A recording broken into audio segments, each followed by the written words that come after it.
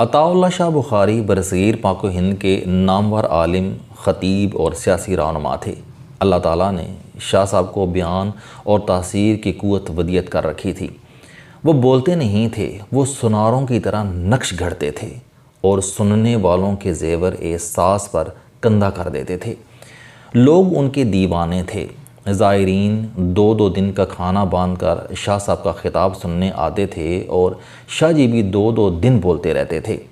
نمازوں اور کھانے کا وقفہ ہوتا تھا اور خطاب دوبارہ شروع ہو جاتا تھا۔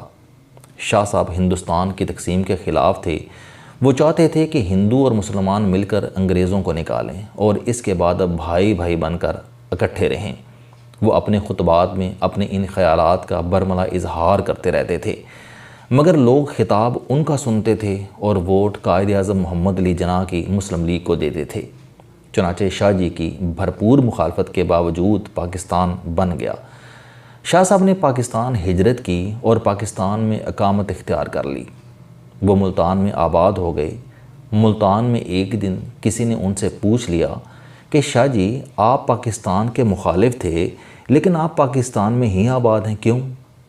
شاہ صاحب نے کیا خوب جواب دیا، فرمایا آپ کا بیٹا کسی خاتون سے شادی کرنا چاہتا ہو، آپ کو رشتہ منظور نہ ہو، آپ رشتے کی بھرپور مخالفت کریں، لیکن آپ کا بیٹا اس مخالفت کے باوجود شادی کر لے تو آپ کو اس کے بعد کیا کرنا چاہیے؟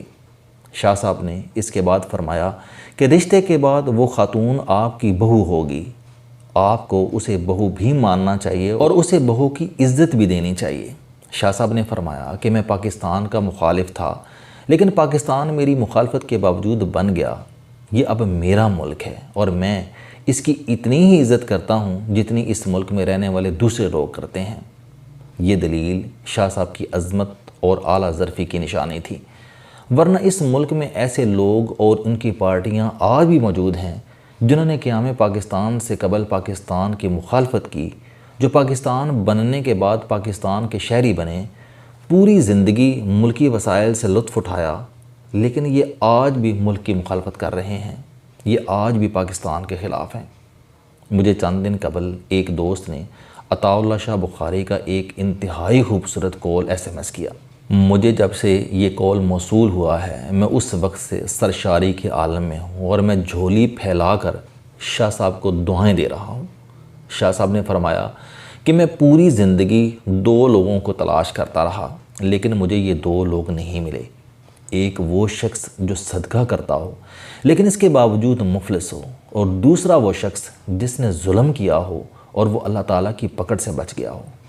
یہ کال صرف کال نہیں بلکہ یہ مکمل ضابطۂ حیات ہے۔ آپ زندگی میں اگر صرف ان دو اصولوں کو پلے باندھ لیں، آپ صدقہ کریں اور ظلم سے بچیں، آپ شاندار اور مطمئن زندگی گزاریں گے۔ آپ یقین کریں، آپ اگر اللہ تعالیٰ کی راہ میں خرچ نہیں کرتے تو آپ خواہ کتنے ہی امیر کیوں نہ ہو جائیں، آپ پوری زندگی مفلس رہتے ہیں۔ آپ کے ہاتھ ہمیشہ دوسروں کے سامنے پھیلے رہتے ہیں، اور آپ اگر ظالم ہیں تو آپ خواہ کتنے ہی طاقتور کیوں نہ ہو جائیں، آپ اللہ کی پکڑ سے نہیں بچ سکتے۔ یہ میری زندگی کا تجربہ بھی ہے اور مشاہدہ بھی۔ میں ملک کے درجنوں ایسے لوگوں کو جانتا ہوں جن کی شہرت اچھی نہیں، جن کے کام دھندے غلط ہیں، مصیبتیں پوری طاقت سے ان کی طرف دوڑتی ہیں، پولیس انہیں گرفتار کرنا چاہتی ہے، حکومت ان کے خلاف پوری ریاستی طاقت استعمال کرتی ہے، ان کے خلاف قانون بن جاتے ہیں، جج ان کے خلاف فیصلے لکھ دیتے ہیں، ان کے لیے جیلیں تیار ہو جاتی ہیں اور ان کے وارنٹ جاری ہو جاتے ہیں، لیکن وہ عین وقت پر بچ جاتے ہیں۔ دنیا بھر کی مصیبتیں ان کے قریب سے گزر جاتی ہیں۔ آپ ذرا سی تحقیق کریں، آپ کو معلوم ہوگا کہ ان میں سینکڑوں عیب ہیں، لیکن یہ عیبوں کے باوجود کھلے دل سے صدقہ اور خیرات کرتے ہیں۔ ان کا دسترخوان وسیع ہے۔ یہ ہر ماہ درجنوں بیواؤں، یتیموں، بے آسراؤں، بیماروں اور بے کسوں کی مدد کرتے ہیں۔ یہ مدد انہیں مصیبتوں سے بھی بچاتی ہے اور ان کی دولت میں بھی اضافہ کرتی ہے۔ بزرگ فرماتے ہیں کہ ایک فقیر نے ایک بزرگ کے سامنے دست سوال دراز کیا اور ساتھ ہی دعا دی کہ اللہ تعالیٰ تمہیں بادشاہ بنائے۔ بزرگ نے اس سے پوچھا، کیا تم بادشاہ بننا چاہتے ہو؟ فقیر نے حیران ہو کر جواب دیا، جناب میں نسلوں کا فقیر، میں کیسے بادشاہ بن سکتا ہوں؟ بزرگ نے کہا چلو ہم ایک تجربہ کرتے ہیں، میں تمہیں بادشاہ بنانے میں کامیاب ہو گیا تو تم مجھے حج کرواؤ گے، اور میں اگر ناکام ہو گیا تو میں پوری زندگی تمہاری کفالت کروں گا۔ فقیر مان گیا۔ بزرگ نے اس سے کہا کہ تمہاری جیب میں کتنے پیسے ہیں؟ فقیر نے پیسے گنے، وہ 30 روپے تھے۔ بزرگ نے اسے مٹھائی کی دکان پر بھیجا، 30 روپے کی جلیبیاں منگوائیں۔ سامنے بے روزگار مزدور بیٹھے تھے۔ بزرگ نے اسے حکم دیا کہ تم یہ جلیبیاں ان مزدوروں میں تقسیم کر دو۔ فقیر گیا اور جلیبیاں مزدوروں میں بانٹ آیا۔ بزرگ نے اسے ساتھ بٹھا کر کھانا کھلایا اور حکم دیا کہ تم گھر چلے جاؤ، 30 دن انتظار کرو اور دیکھو اللہ تعالیٰ کی طرف سے کیا پیغام آتا ہے۔ فقیر چلا گیا۔ وہ تیسرے دن دوڑتا ہوا بزرگ کے پاس آیا، وہ خوشی سے چھلانگیں لگا رہا تھا۔ بزرگ نے وجہ پوچھی۔ فقیر نے بتایا کہ مجھے پچھلے مہینے ایک کلرک نے بھیک میں پرائز بانڈ دیا تھا، میں نے وہ بانڈ سنبھال لیا، آج وہ بانڈ نکل آیا، میں بیٹھے بٹھائے 3 لاکھ روپے کا مالک بن گیا۔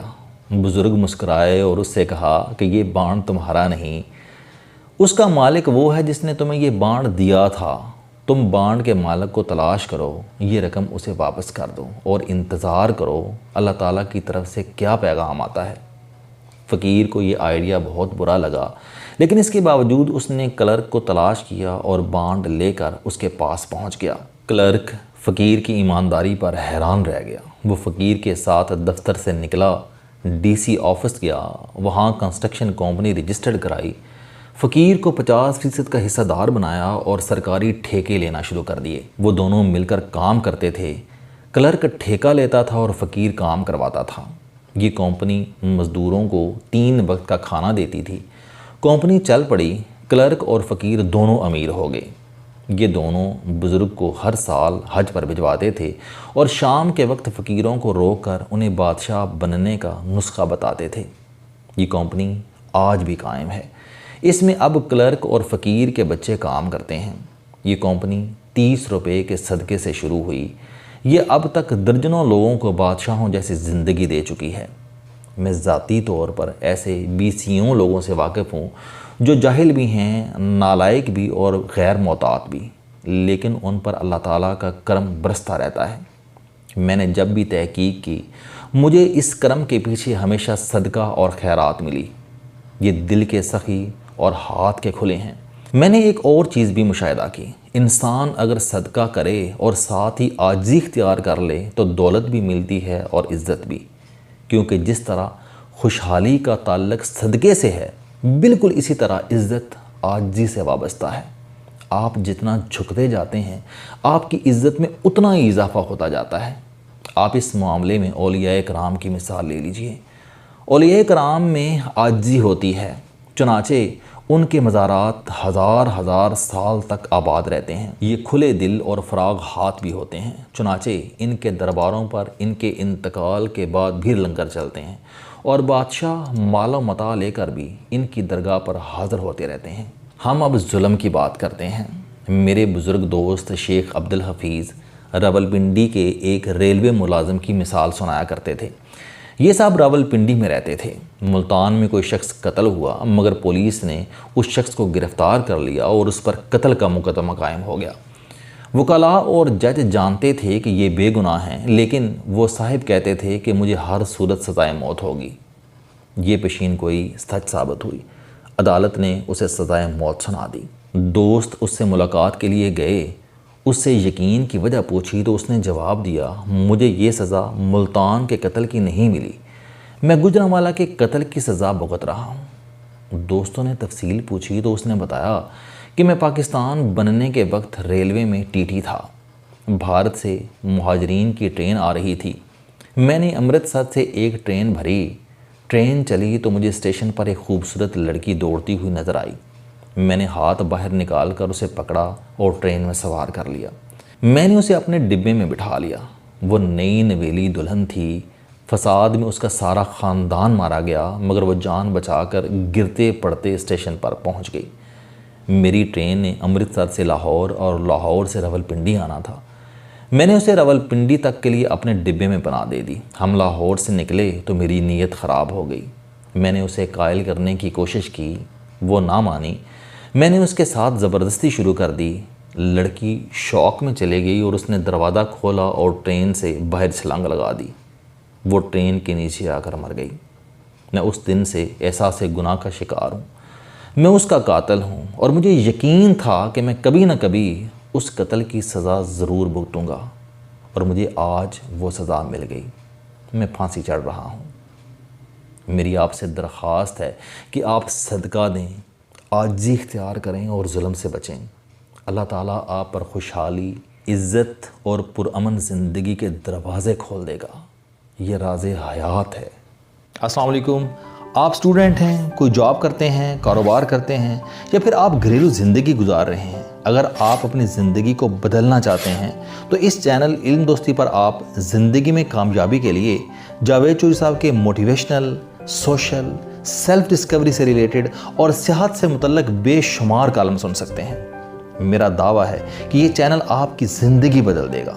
اس چینل کا مقصد اچھی باتیں معاشرے میں پھیلانا ہے، اور اچھی بات کو دوسروں تک پہنچانا صدقہ جاریہ ہے۔